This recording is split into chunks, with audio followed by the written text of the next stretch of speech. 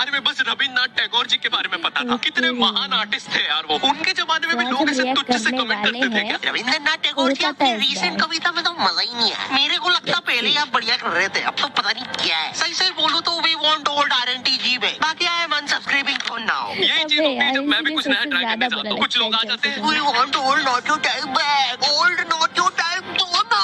अरे ऐसे तो फिर मैं कुछ नया ट्राई कर ही नहीं पाऊंगा, इसलिए ये बंद करो। और आज से we want new not your type के कमेंट्स आने चाहिए। और सिर्फ मुझे नहीं, बाकी यूट्यूबर्स को भी यही कमेंट आने चाहिए। उन्हें भी न्यू नॉट। ओके वेट ये क्या है? ये सौरव जोशी है और पीछे आई एम गेसिंग दैट ये पीयूष है शायद।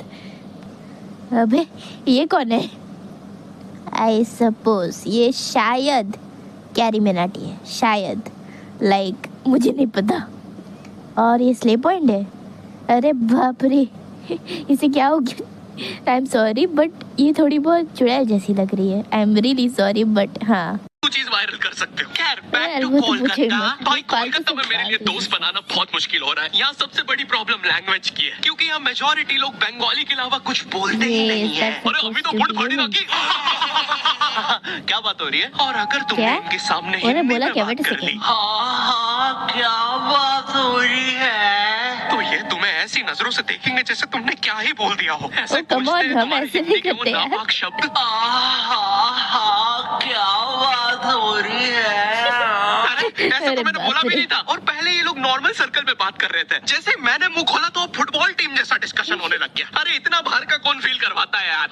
ये लोग मेरे सामने झुक के मेरे ही कैसे मार रहे हैं। और एक तो कोलकाता में लैंग्वेज के कारण मेरे इतने पैसे उड़ रहे हैं। भाई मुझे कोई भी आके स्कैम कर लेता है। मुझे 20 रुपए की चीज 200 में बेची जा रही है। फॉरेनर जैसा स्कैम हो रहा हूँ मैं यहाँ पर। बंगाली सीखना छोड़ो, यहाँ फॉरेनर जैसा स्कैम होते होते मेरी हिंदी भी खत्म होते जा रही है। मैं दुकानों में अब सामान ऐसे मांगता हूँ, नमस्ते भैया, ये कितने का बिच है? थोड़ा ठीक ठीक स्कैम करिएगा। हमेशा आपके यहाँ से ही स्कैम होते हैं। वैसे भैया आपने उस फॉरेनर को क्यों स्कैम नहीं किए? अरे क्योंकि वो फॉरेनर नहीं बिहारी है, वो हमें स्कैम करते हैं। और एक तो मैं जब से कोलकाता आया हूँ, यहाँ इतनी सी बारिश होती नहीं है, पूरा कोलकाता डूब जाता है। और फिर उस डूबे हुए कोलकाता में करंट भी फैल जाता है। न्यूज़ में आ रहा है पानी में करंट फैल जाने के कारण हुई 25 मौतें। मुझे लगा 25 लोग मर गए। फिर मैंने नाव से जाके देखा तो पता चला मरा एक ही बंदा था। वो बस बार बार पानी में झटका खा के जिंदा हो जा रहा था। तो टेक्निकली वो एक ही बंदे की 25 मौतें हुई है। और भाई कोलकाता में एक तो इतनी पतली पतली गलियां है। यहाँ मैं लड़ाई जीतने के बाद भी पतली गली से निकल के आता हूँ। एक तो जो मुझसे हारा है वो सारा मेन रोड पे रहता है, तो वो वहाँ चौड़ा हो रहा है।